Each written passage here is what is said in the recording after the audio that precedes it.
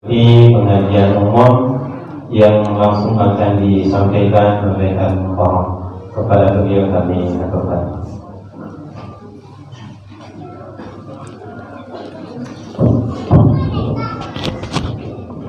Bismillahirrahmanirrahim. Assalamualaikum warahmatullahi wabarakatuh. Alhamdulillahirabbil alamin. Wassalatu wassalamu ala asrofil anbiya'i wal mursalin Sayyidina Muhammadin wa ala alihi wa sahbihi ajma'in, amma ba'du. Alhamdulillah, kita panjatkan puji syukur kepada Allah Subhanahu wa ta'ala yang telah memberikan kita kesehatan, kesempatan sehingga kita bisa kumpul di tempat yang mulia, yang bersejarah. Alhamdulillah, dulu sebelum Tiang berangkat ke Mekah, Tiang sering kesini untuk ngaji juga. Pada saat almarhumullah masih hidup, kadang dapat undangan untuk menjadi pengawas di Madrasah Suwiyah. Makanya Tiang masih ingat ini bangunan-bangunan tempat dulu Tiang ngawas. Jadi ngawas ujian. Alhamdulillah, dulu sebelum ke Mekah, Tiang jadi guru di Madrasah Al-Muqtadiyah, ini di Mambendau. Tapi sering dapat tugas ngawas, kadang di SMP Wates, kadang di sini di Lempok. Alhamdulillah, ini Pak Awal juga sering ketemu dulu, karena dulu ada hubungan keluarga dengan Pak Awal, jadi kita sudah saling kenal.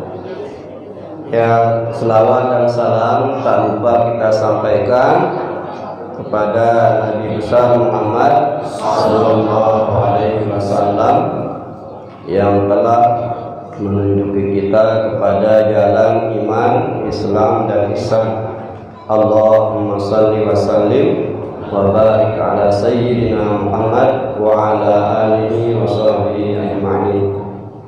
Alhamdulillah, sesuai dengan pengantar dari Bapak Kadus, Bapak Awal, kendala yang dihadapi oleh majelis atau pengurus untuk membentuk tahfiz yang lebih besar, kendala dana. Nah, di mana-mana orang butuh dana. Al-malu ruhul insan. Harta itu adalah nyawa kedua manusia. Kalau di Arab, ini pipulus mulus, pipulus mampus. Ya, kalau ada uang ya mulus, kalau tidak ada uang mampus. Jadi pipulus mulus, pipulus mampus.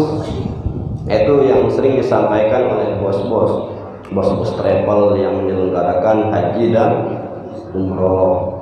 Jadi Tiang tidak bisa lama di Lombok karena jamaah haji dan umroh juga perlu dibimbing.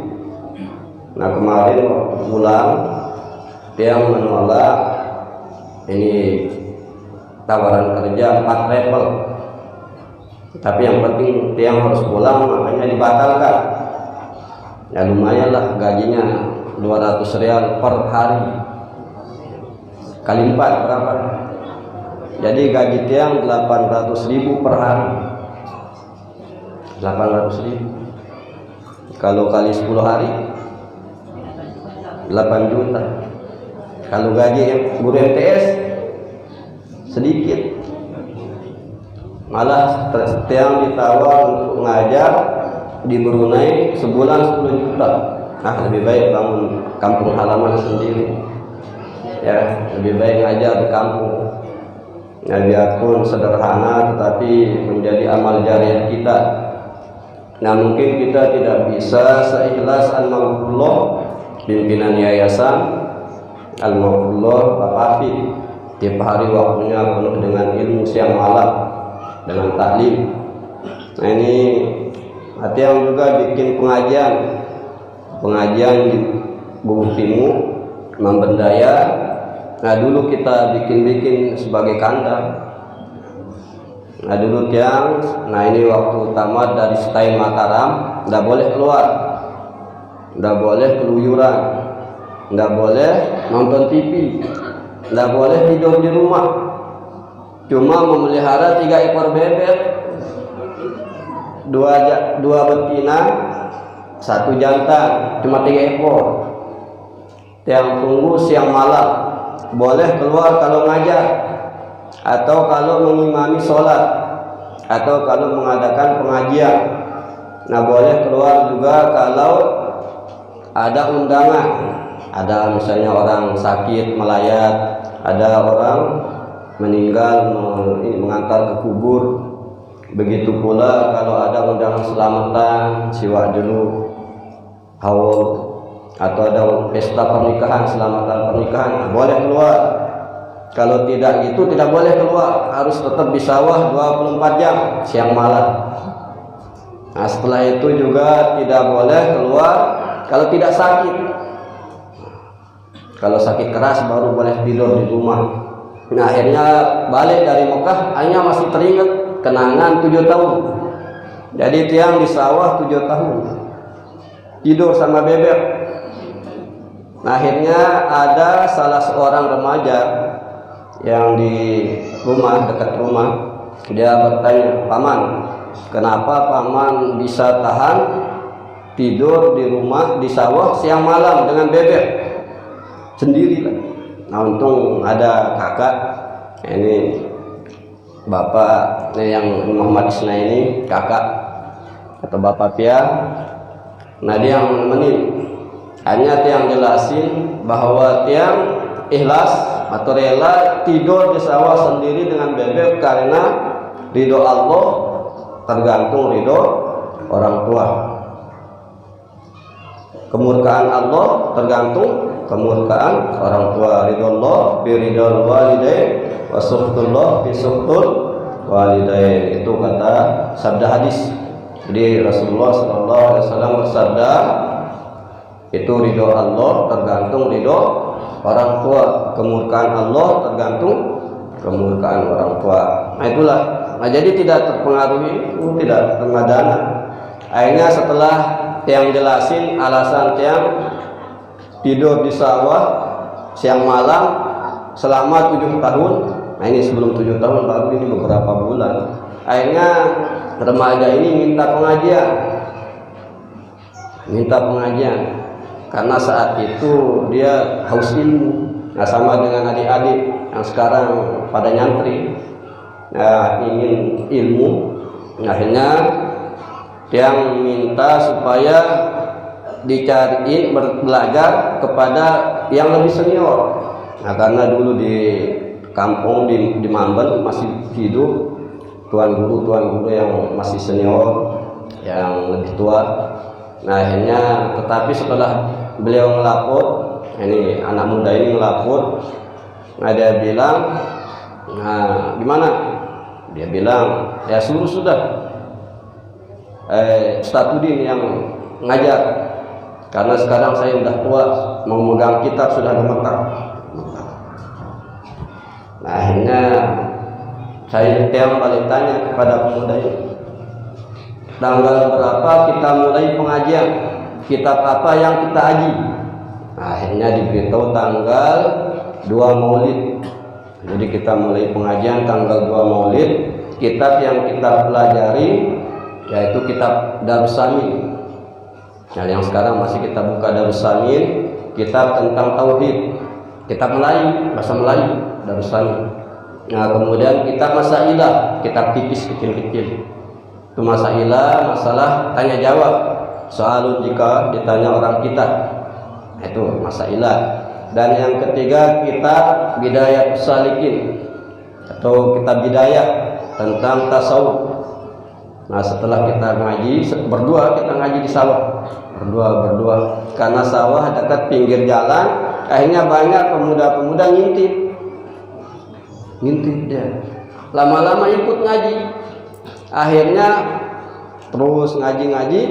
Akhirnya yang semula kita berdua bertambah jadi 40 orang. Akhirnya bebek yang di dalam diusir keluar sama bapak. Nah, tempat bebek tempat kita ngaji. Bebeknya di luar, kemarin bebeknya di dalam. Hanya diusir di luar, dibikinkan kandang. Nah, akhirnya karena teman-teman ini dia setiap ke sawah dia merasa nyaman, maka dia diskusi bagaimana kalau kita namakan majelis tempat kita ngaji ini dengan nama As-Sakinah, ketenangan. Makanya sampai sekarang namanya majelis As-Sakinah. Ini tempat kumpul-kumpul kita sesama remaja. Nah, mudah-mudahan juga di sini juga ada seperti itu. Untung ini sudah ada bangunan, ya tinggal diisi aja. Nah, kemudian setelah 7 tahun kita menjaga sawah, bebek yang 3 ekor menjadi hampir 1.000 ekor. Tiap 6 bulan dipanen. Tapi datang musim penyakit bebek, akhirnya sehari ini modal bebeknya 15 ekor. Ada yang dipotong, ada yang yang modal. Nah, akhirnya yang hampir 1.000 ini karena banyak yang mati, tinggal 75 ekor. Nah, itulah. Jadi yang namanya rezeki kadang bertambah, kadang berkurang. Nah, dari yang 75 ekor lagi bangkit setelah musim penyakit hilang. Nah, akhirnya kembali lagi pulih. Jadi satu telurnya aja waktu itu yang sudah menetas ukuran 1 bulan 5.000 kembali lagi. Jadi tertutupi kerugian yang dengan yang baru. Nah, karena melihat keadaan seperti itu, maka yang bertambah yakin bahwa hadis yang menyatakan thalabul ilmi takaffalallahu lahu birizqi, penuntut ilmu itu ditanggung rezekinya oleh Allah. Nah, ini yang kecil-kecil ditanggung rezekinya. Jadi jangan berpikir apa biayanya, jangan. Pokoknya yakin dengan sabda Rasulullah, penuntut ilmu ditanggung rezekinya oleh Allah. Nah, kalau kita yakin insya Allah. Nah, syaratnya bagi adik-adik supaya ditanggung rezekinya oleh Allah harus pakai doa. Ya, doanya seperti yang sering kita dengar, Allahumma astur aiba syaikhi anni wa la tuzhib barakata ilmihi ini. Allahumma astur, ya Allah, tutuplah. Ustur artinya tutuplah. Aiba syaikhi, cacat guru kami atau cacat guruku. Allahumma astur aiba syaikhi anni wala tuzhib, supaya tidak hilang barakah ilmihi minni, barakah ilmunya dari. Nah, jadi adik-adik harus hafalkan, sering-sering baca doa ini supaya mendapat ilmu yang barokah. Nah, supaya apa? Supaya nanti rezekinya ditanggung oleh Allah. Jangan sedikit-dikit melihat salah guru menulis dicela ini, atau jangan setiap melihat kekurangan guru dicela. Jadi supaya ditanggung rezekinya oleh Allah, jangan membuka aib guru. Pokoknya diam aja. Nah, kalau misalnya guru tahajud, kita kan yang jadi murid rajin tahajud, sementara guru bangunnya hampir subuh, tidak sempat tahajud, ya jangan dicela, biarin aja. Nah, jangan dicela. Nah, itulah yang menjadi penghalang barokah ilmu. Jadi kalau ilmu barokah, insya Allah apapun yang kita rundingkan, yang kita rencanakan akan mudah tercapai. Nah, sengaja tiang ceritakan ini sebagai ibroh, mudah-mudahan bisa diterapkan, ya, mudah diterapkan. Nah, dulu pada saat tiang akan berangkat ke Mekah, kan tiang nggak bisa kerja, cuma bisanya duduk-duduk sambil ngasih tahu orang, ajar. Nah, kalau ke Mekah harus bisa kerja. Nah, tapi Bapak berpesan, ada 2 hal yang dipesan oleh Bapak. Pertama, kalau susah tawaf. Jadi kalau susah tawaf itu kan 7 putaran. Jadi yang dimaksud tawaf ini tawaf sunnah. Jadi tawaf itu ada beberapa macam. Pertama, tawaf saat kita baru datang dari Indonesia ke Mekah, namanya tawaf kudum, 7 putaran. Kemudian apabila kita rangkai dengan ibadah umroh atau haji, namanya tawaf ifadah. Nah, kalau kita sekedar ingin tawaf, tidak umroh atau tidak haji, maka namanya tawaf sunnah. Ada juga tawaf kalau kita hendak meninggalkan Mekah, mau pulang ke Indonesia, namanya tawaf wada. Nah, jadi pesan Bapak, kalau susah perbanyak tawaf. Dan pesan kedua, tidak ada orang mati kelaparan di Mekah.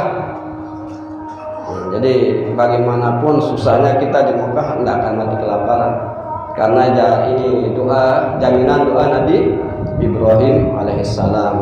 Nah, jadi kalau kita mau cari apapun di Mekah ada, mau cari kangkung ada, terasi ada juga yang tidak ada cuma rebung, ares tidak ada. Kalau tape ada di Mekah, tempe, tahu ada. Nah, jadi semuanya ada berkat doa Nabi Ibrahim. Makanya setelah pulang sampai di sini, yang kira di Mekah baru seminggu, ternyata sudah 12 tahun. Ya, sudah 12 tahun di Mekah. Alhamdulillah. Nah, dalam kesempatan ini juga untuk memudahkan rezeki. Nah, ini dulu Al-Maghfurullah Bapak Habib, ini pimpinan yayasan, berpesan apabila 3 hal dapat dilaksanakan oleh seseorang, maka dia akan diberikan oleh Allah ilmu ma'rifat. Masih ingat? Pertama, jangan ingat jasa kita kepada orang sebesar-besar jasa kita. Jadi kalau kita bantu orang jangan disebut-sebut. Itu pesan Al-Maghfurullah. Jangan mengingat jasa yang sudah kita berikan kepada orang berapapun besarnya. Nah, sekalipun kita misalnya membangun madrasah sebesar ini sendiri, jangan diingat. Jangan mengingat jasa. Kedua, jangan melupakan jasa seseorang sekecil apapun.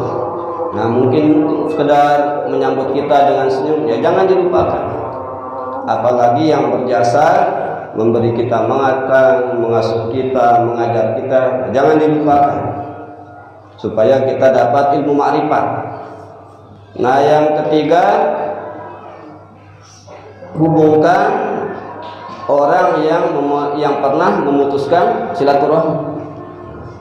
Jadi kalau orang pernah memutuskan silaturahmi dengan kita, dia ajak kita berkelahi, dia pokoknya berkata yang tidak-tidak, kalau bisa hubungkan, sapa ya, sekalipun dia duluan salah. Nah, lamun tebu laksanaan sistem ini, insya Allah itu ilmu ma'rifat. Dengan ilmu ma'rifat mampu membedakan mana Tuhan, mana makhluk, mana Allah, mana hamba. Jadi enggak dua. Nah, lamun tuahmu ilmu ma'rifat, namun itu jaminan ayat inna awliya'allahu la khawfun alaihim wa la hum yahzanun. Ingatlah, wali Allah itu tidak akan takut dan tidak akan sedih dan tidak akan bingung. Inna awliya'allah la khawfun alaihim wa la hum yahzanun. Ingatlah, para wali Allah itu tidak akan takut dan tidak akan sedih, tidak akan bingung. Nah, kalau sudah mendapatkan ilmu ma'rifat, jadi apa-apa yang disampaikan oleh Al-Maghfurullah pimpinan yayasan, yaitu beliau memberikan kita dalam bentuk yang biasa, tetapi apabila kita perhatikan itu sangat jauh, jadi maknanya sangat jauh. Nah, jadi oleh sebab itu, ini terutama pengurus alhamdulillah sudah mampu membangun asrama. Nah, dulu pada saat yang masih sering kesini tidak semegah ini 12 tahun yang lalu, tapi sekarang udah megah, tapi masih juga merasa kekurangan. harusnya bersyukur. Ya, harusnya bersyukur ketimbang kita di rumah di Mambendaya cuma pakai bambu. Tutupnya ini apanya mulsa. Jadi pagarnya mulsa. Nah, untuk duduknya pakai tikar. Kadang ditambah lagi dengan terpal. Tapi masih semangat dia ngaji. Nah, intinya sekarang bagi Pak Awal bagaimana membangkitkan semangat. Nah, ini adik-adik kita. Jadi kalau bisa yang sudah hafal nanti dilatih ilmu tajwidnya, kemudian ilmu nahwu sharaf, kemudian ilmu tafsir, ada ilmu fikih, ilmu hadis. Jadi kan banyak tamatan-tamatan mahad. Nah, ini adik-adik kita, ustadz-ustadz kita yang tamatan mahad. Ini teman-teman adik-adik yang sudah tahfiz harus diajar ilmu-ilmu agama. Kembalikan lagi ilmu mata pelajaran aliyah kita dulu A1. Nah, jadi kita bagaimana supaya adik-adik yang masuk tahfiz diajar ilmu Quran hadis, mata pelajaran Quran hadis, kemudian mata pelajaran tafsir, ilmu tafsir, usul fikih, kemudian hadis, ilmu hadis atau ilmu mustalahul hadis, kemudian ilmu nahwu sharaf. Nah, supaya hafalannya ini bisa bermanfaat. Karena ciri-ciri pengikut Dajjal kelak bacaan Qur'annya bagus, ibadahnya juga sangat bagus, sangat mengherankan kita. Malah kita menjadi malu karena bagus bacaan Al-Qur'annya, bagus rajin ibadahnya, akhirnya kita malu. Tetapi orang seperti itu dia akan keluar Islam seperti panah lepas dari busungnya. Dia tidak sadar dirinya telah murtad. Nah, oleh sebab itu supaya kita tidak terpengaruh, maka harus kita jadikan adik-adik tahfiz ini dengan pelajaran yang lengkap. Nah, kita ulang lagi pelajaran kurikulum lama. Jadi ada ini masuk nanti ke diniyah, ada Quran hadis, ada usul fikih, ada akidah akhlak, ada sejarah, ada ilmu mustalahul hadis, ada ilmu nahwu sharaf. Nah, kalau yang mampu ilmu aruf ya ilmu aruf sekalian, tapi sulit juga ilmu aruf pakai timbangan-timbangan wazan. Lebih baik ganti aja dengan tajwid. Kalau bisa ilmu balaghah, jadi ilmu balaghah, ilmu mantik, ma'ani, bayan dan badik, supaya dia mengetahui keindahan Al-Qur'an. Jadi tidak sekedar dihafal. Karena nanti kalau dia cuma menghafal, dia akan merasa bangga karena hafalannya banyak. Akhirnya apa? Dia meremehkan saudara atau orang-orang lain. Nah, kalau dia sudah meremehkan seorang muslim, maka dia sudah mengikuti langkah setan, menganggap dirinya lebih mulia dari Adam. Jangan karena hafalan banyak tetapi meremehkan sesama muslim. Akhirnya apa? Dia tidak sadar mengikuti setan. Akhirnya apa? Akhirnya dia tidak sadar sudah murtad. Maka supaya adik-adik kita yang menghafal Al-Quran tetap dalam aturan yang benar, maka harus ditambah dengan ilmu yang dapat menambah pemahaman tentang keindahan Al-Quran. Nah, jadi untuk pengurus bawal, jadi kalau sudah terbentuk tahfiz, apalagi sudah 100 orang, ya, kalau bisa ditambah lagi dengan ilmu-ilmu agama supaya lebih meningkatkan pemahaman tentang Al-Quran. Nah, misalnya ilmu balaghah, contohnya ilmu nahwu mengatakan na'budu iyyaka wa nasta'inu iyyaka, tetapi dalam Fatihah terbalik, iyyaka na'budu wa iyyaka nasta'in. Nah, kenapa tidak na'budu iyyaka wa nasta'inu iyyaka? Harusnya susunan fi'il fa'il, susunan nahwu ada fi'il, ada fa'il, ada maf'ul. Nah, mana fi'il fa'il? Fi'il na'budu. Fa'ilnya apa? Nahnu. Nah, jadi na'budu fi'il mudhari, marfu'un li tajarrudihi anin nasbi wal jazmi wa alamatu rafihi ad-dhammatun zahiratun bi akhirih. Al-fa'ilu dhamirun wajibun mustatirun fihi wujuban taqdiruhu nahnu. Jadi nahnu fa'ilnya. Jadi nahnu na'budu nahnu. Iyyaka. Nah ini iyyaka ini sebagai maf'ul. Jadi maf'ulun bih daripada na'budu. Tetapi ini dibalik. Al-Fatihah dibalik. Jadi iyyaka na'budu. Nah, maf'ulnya dibalik. Nah, inilah ilmu balaghah. Nah, coba kalau kita artikan na'budu iyyaka.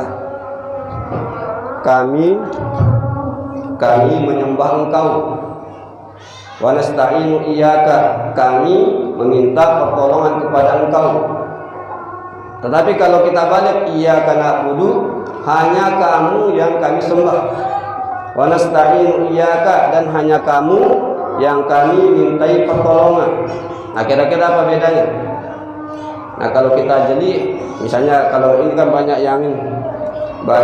santri yang udah remaja, ya, yang udah remaja, ya kita ibaratkan, saya mencintai engkau,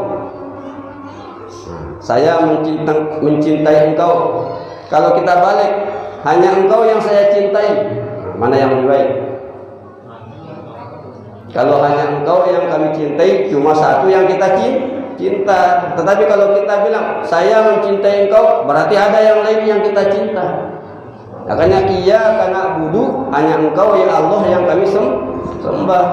Wa iyyaka nasta'in, hanya engkau ya Allah yang kami mohon pertolongan. Nah, jadi di sini iyyaka na'budu wa iyyaka nasta'in sejalan dengan makna tauhid, la ilaha illallah. Itulah hebatnya Al-Quran. Jadi kalau kita mengetahui ilmu balaghah, maka kita akan merasa kecil, kita akan merasa sangat nikmat membaca Al-Quran. Sebagaimana Islamnya Umar bin Khattab, sebelum mendengar Al-Quran dia marah-marah, ingin membunuh Rasulullah SAW. Tapi setelah dia baca ayat Al-Quran, nah dia menjadi sedih, nangis, akhirnya menyesal, mau masuk Islam, jadi bersyahadat. Oleh sebab itu, supaya generasi kita tidak goyah dengan apapun fitnah, maka harus kita bekali dengan ilmu. Nah, kalau semua sudah kita ikhtiarkan, kita serahkan kepada Allah, insya Allah nanti rezeki datang sendiri. Jadi jangan dipikir, jangan disusahkan, jangan dibingungkan, biarin aja. Nanti kalau adik-adik kita sudah hafal Al-Quran, paham Al-Quran, hadis, kan bisa dimanfaatkan, bisa kita bantu. Nanti misalnya ada yang selamatan, ya undang aja adik-adik, undang untuk, ya misalnya untuk ini mengisi acara, untuk mendoakan bila selamatan. Kalau diajar juga cara sholat jenazah, ya kan? Nah, mudah-mudahan dari situ jalurnya ada rezeki. Karena apa? Karena kita yakin sabda Rasulullah SAW, thalabul ilmi takaffalallahu lahu birizqi. Penuntut ilmu itu dijamin rezekinya oleh Allah. Nah, mungkin ini saja yang bisa Tiang sampaikan. Mungkin ada pertanyaan atau apa, ini Tiang serahkan lagi kepada pembawa acara.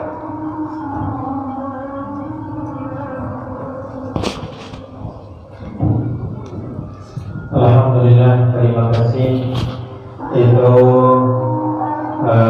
beberapa hal yang alhamdulillah kita dapatkan pada kesempatan ini. Kemudian kami persilakan kepada seluruh jemaah santri-santriwati, kita masih punya waktu. Yang ada mungkin ingin ditanyakan, bebas masalah agama, bebas, pertanyaannya bebas seputar masalah agama.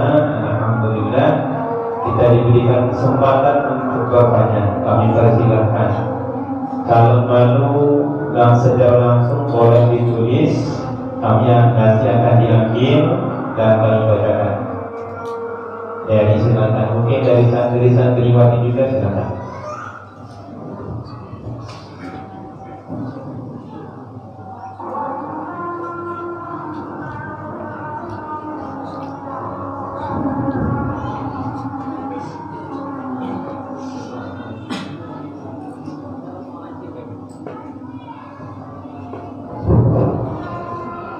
Assalamualaikum warahmatullahi wabarakatuh. Al-Mukarram yang kami hormati, dari kisah perjalanan Al-Mukarram yang tadi ada sedikit pertanyaan di dalam hati kami dan mungkin ini nanti bisa perlu bagi kepada kita semua sebagai semangat dan spirit kami di sini untuk terus berjuang bagaimana kita membangun pondok pesantren kita ini, dan insya Allah akan kami terus dalam itu nanti mungkin bisa dibagi sama pelunggu. Yang ingin kami ketahui adalah bagaimana proses pelunggu bisa masuk atau melanjutkan kiprah pendidikan pelunggu di Madrasah As-Salatiyah Makkah itu. Jadi sedikit kami informasikan kepada kita semua bahwa beliau ini menamatkan pendidikan beliau terakhir itu di Madrasah As-Salatiyah Makkah. Mungkin nanti beliau bisa memberikan kita kisah beliau bagaimana perjalanannya sehingga sampai di sana. Mungkin hanya itu yang ingin kami sampaikan. Terima kasih. Wassalamualaikum warahmatullahi wabarakatuh. Langsung Atau bahkan kalau kami pertanyaan kembali pertanyaan yang tadi, mungkin selain pengalaman pelunggu ada jaringan-jaringan yang bisa kemudian diantarkan kepada, diinformasikan kepada pengurus demikian saja. Alhamdulillah. Nah, ini yang bisa masuk sekolah Madrasah Salatiyah kebanyakan faktor keberuntungan, nasib. Cuma sebelum tiang sekolah di Madrasah Salatiyah, tiang dulu pernah bermimpi. Nah, pada saat itu tiang bermimpi ada seorang laki-laki. Nah, orang laki-laki tua, dia bawa keranjang kayak orang ngawis. Di sini kan banyak orang ngawis, biasa kan bawa keranjang.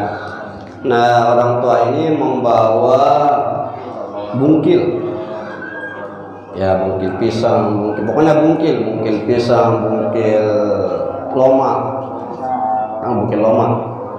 Nah, kemudian dikasih bungkil ini ke bapak. Waktu itu dalam mimpi hadir bapak dengan ibunya tua. Nah, dia bilang sama bapak, orang tua ini bilang sambil ngasih bungkil, ini tanam di padang pasir. Ya, kita dengar azan.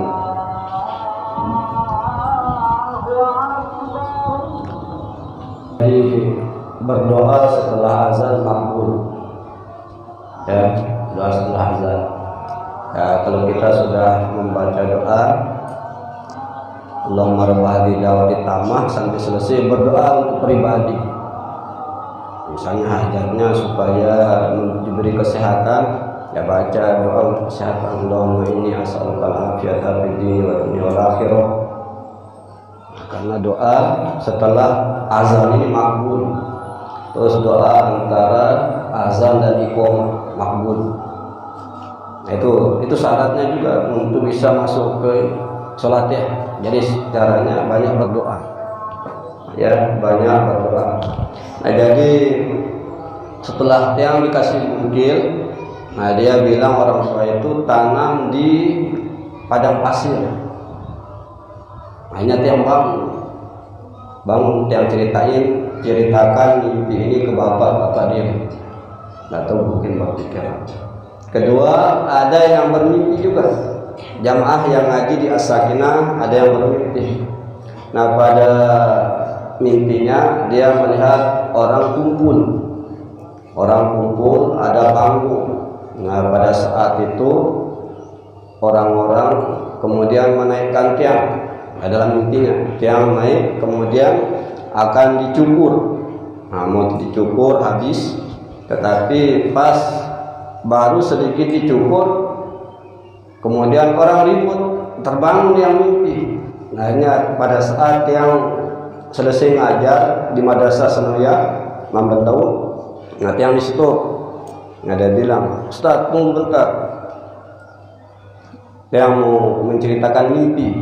Nah akhirnya diceritakan mimpinya. Nah kemudian setelah Tiang dengar mimpinya, Tiang bilang bahwa Tiang akan berhaji. Nah Tiang kan punya kitab Tafsir Ibnu Sirin, tafsir mimpi dari Al-Quran dan Hadis karangan Syekh Ibnu Sirin. Nah mendengar mimpinya Tiang bilang, Tiang akan berangkat haji.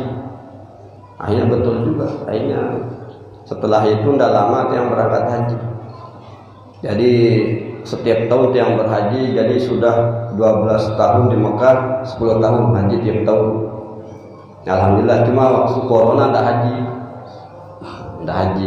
Nah kemarin ini haji yang tahun 2022, alhamdulillah bisa berhaji juga. Nah tetapi yang paling banyak faktor yang membuat Tiang bisa masuk Salatiyah, karena pada saat Tiang di sawah sering berdoa tengah malam. Jadi sekitar jam 3, apalagi bulan puasa. Jadi dulu Ustaz Husnal Al-Maghfurullah, Ustaz Husnal Khalil, waktu kita masih di Aliyah, beliau pernah bercerita kalau dia bawa orang sholat tarawih, kan cepat sholat tarawih di sini. Nah sering diulang. Jadi Al-Maghfurullah, Ustaz Husnal Khalil, kalau dia mengimami orang sholat tarawih, dia sholat tarawih ulang. Karena tidak khusyuk, terlalu cepat, jadi tidak nyaman rasanya. Akhirnya dia, nah itu yang pakai. Jadi setelah mengimami orang sholat tarawih di musola Bainal Ma, dia ulang lagi tahajud mulai jam 1 malam sampai jam 3. Nah di sela-sela itu Tiang berdoa, ya Allah berilah Tiang kesempatan, berilah berilah kaji kesempatan untuk bisa mendengarkan bacaan Al-Quran langsung, bukan dari kaset. Nah alhamdulillah dikabulkan oleh Allah, sehingga Tiang bisa di Mekah selama 12 tahun. Jadi langsung mendengar bagaimana orang mengucapkan Al-Quran tanpa lewat televisi, tanpa lewat mikrofon. Makanya itu sebabnya Tiang bilang Tiang ke Mekah ini karena faktor keberuntungan, faktor nasib. Cuma diikhtiarkan dengan banyak berdoa, memanfaatkan kesempatan mustajab ijabah. Di samping itu juga selalu mendengar nasihat orang tua dan guru. Jadi barokah itu.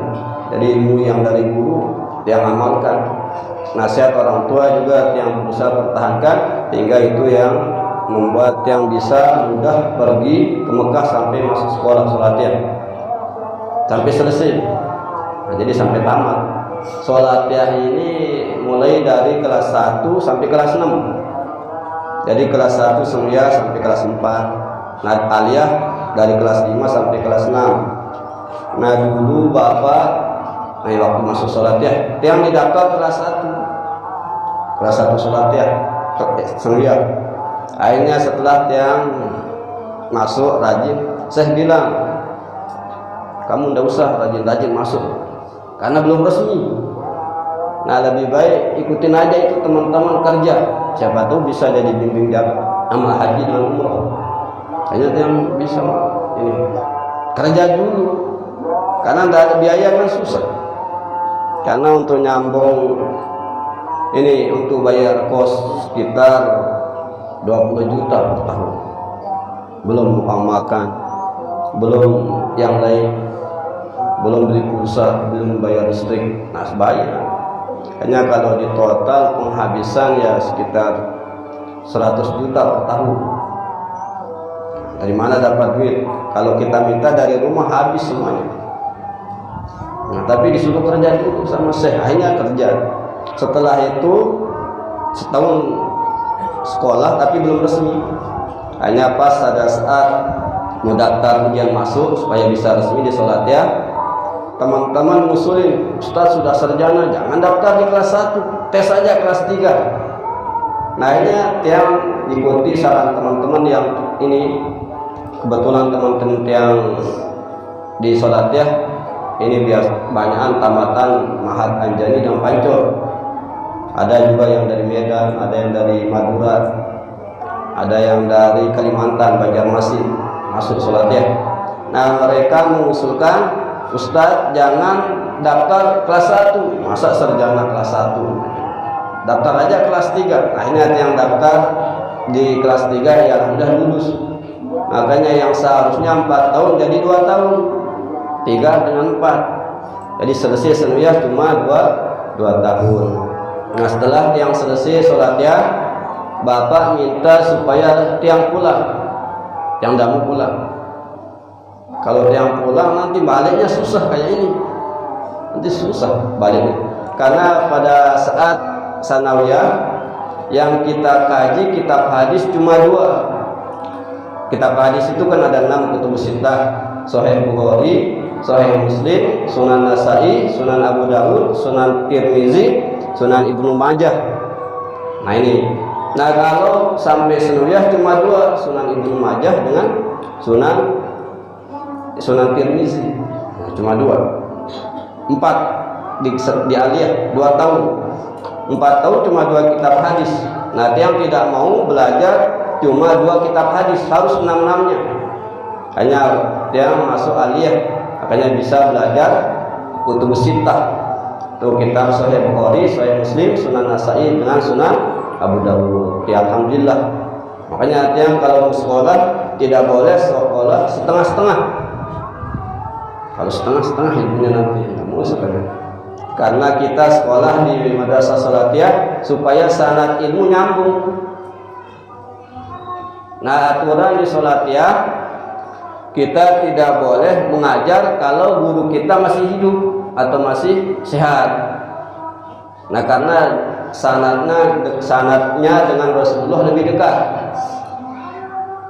Hanya kalau kita belajar hadis, nah misalnya ini Pawal, ada muridnya misalnya di sini yang kecil-kecil. Nah sekalipun dia sudah hafal Quran, sudah punya gelar doktor, dia tidak boleh ngajar selama Pak Awal masih hidup, karena sanadnya lebih dekat dengan Rasulullah. Nah itulah aturan di salatiyah.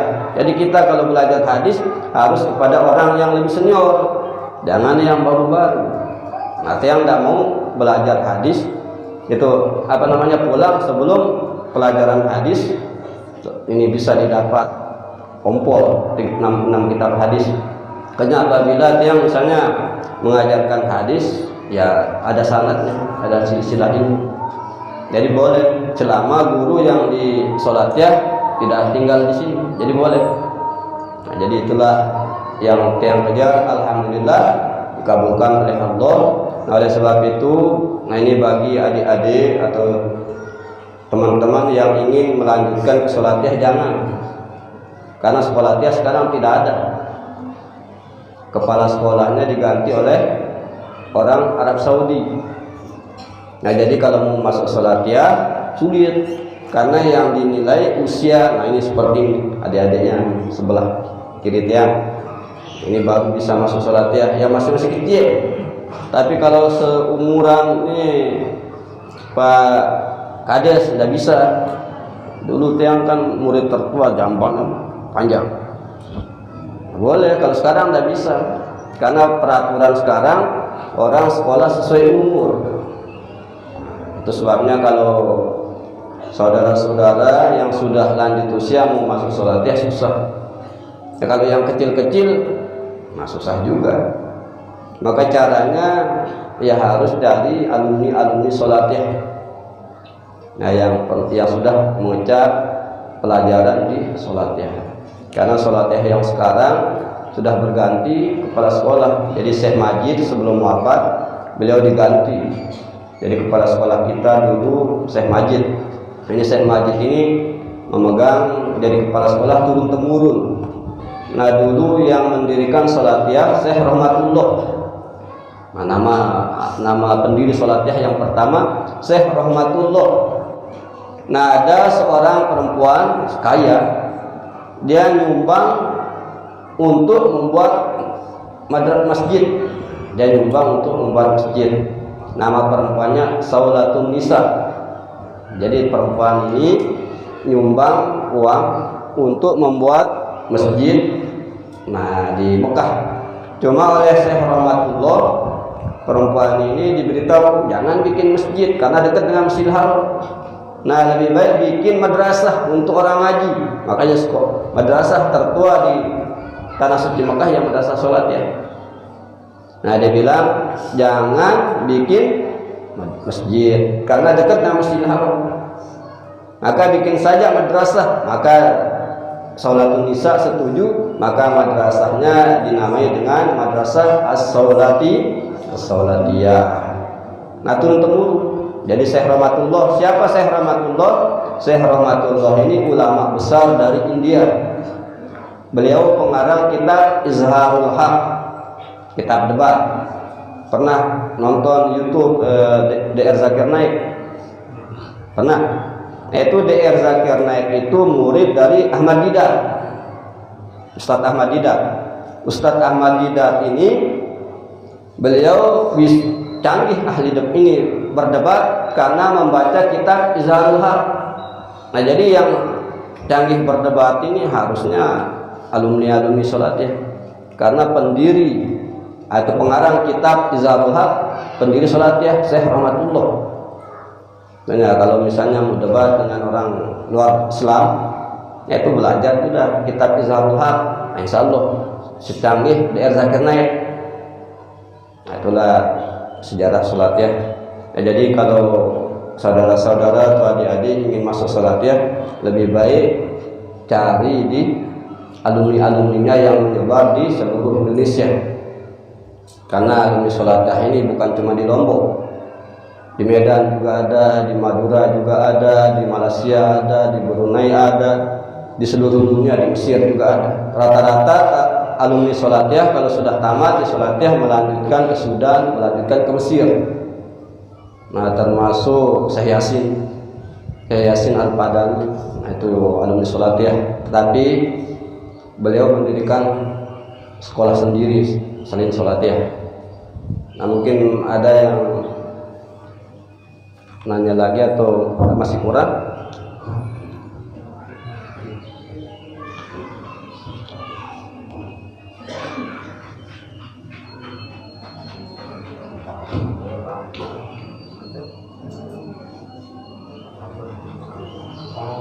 Silakan, ada yang lain?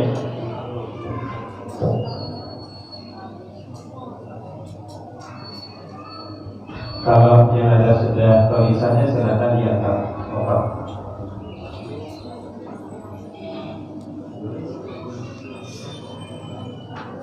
Jadi kesempatan ini belum tentu bisa terulang berkali-kali ditanyakan, karena ada yang perlu ditanyakan khususnya mengenai agama, kami persilakan.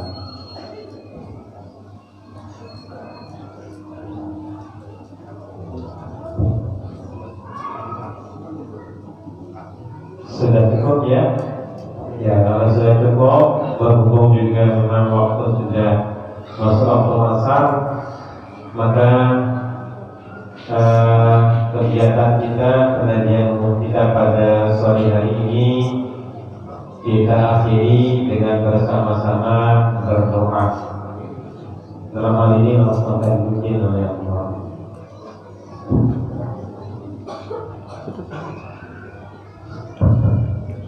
Ya, sebelum kita berdoa, adik-adik ada hajat enggak? Yang ada hajat, nanti tatkala yang membaca doa kitab dia lana hajatina, disebut hajatnya di situ. Karena dia masih 20 berapa? Masih 3 minggu. Nah, jadi orang yang pulang berhaji dengan atau umroh, dia diiringi oleh malaikat selama 40 hari. Jadi masih makbul, masih apa namanya? Masih mustajab. Nah, oleh sebab itu nanti adik-adik atau bapak-bapak orang tua kita kalau ada hajatnya nanti diniatkan pada saat yang mengucapkan kitab dia lana hajatina. Yang mudah-mudahan Allah kabulkan. Karena dia termasuk tamu Allah, ya. Termasuk tamu Allah pulang dalam keadaan berhaji. Jadi masih tamu Allah. Jadi doanya 40 hari terkabul. Maka oleh sebab itu ini nanti kalau yang bilang litak dialah hajatina, nah ini usahakan fokus untuk hajat masing-masing. Nah termasuk juga bagaimana supaya tahfiz kita maju ya. Mudah-mudahan dijamin rezekinya oleh Allah dari arah yang kita tidak pernah sangka-sangka.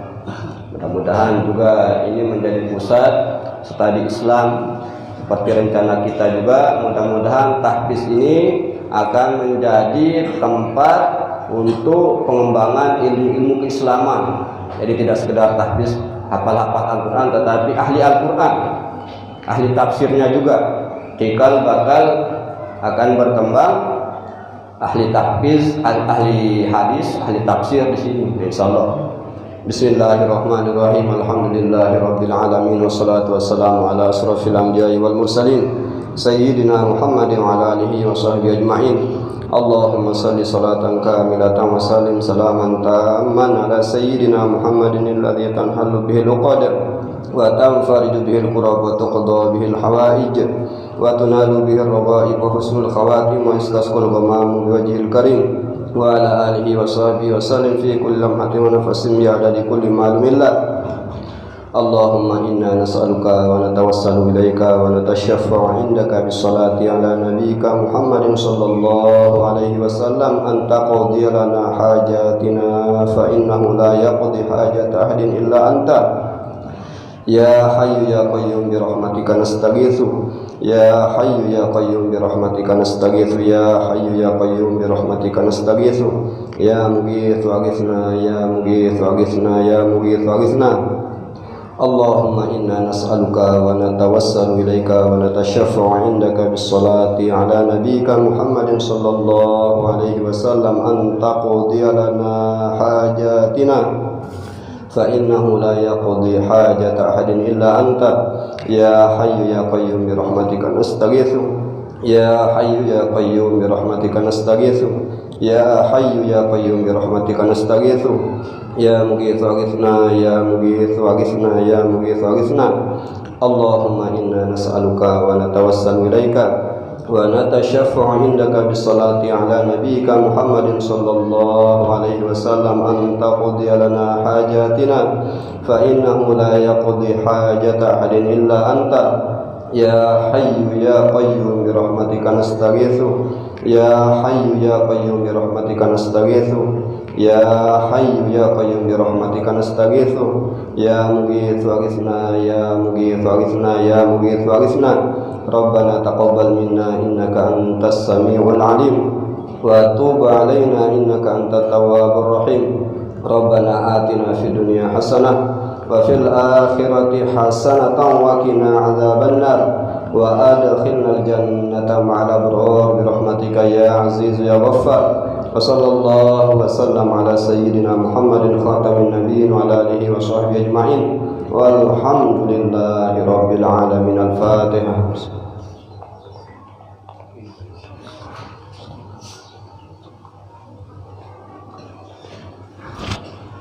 Hasbunallahu wa ni'mal wakil. Wassalamualaikum warahmatullahi wabarakatuh.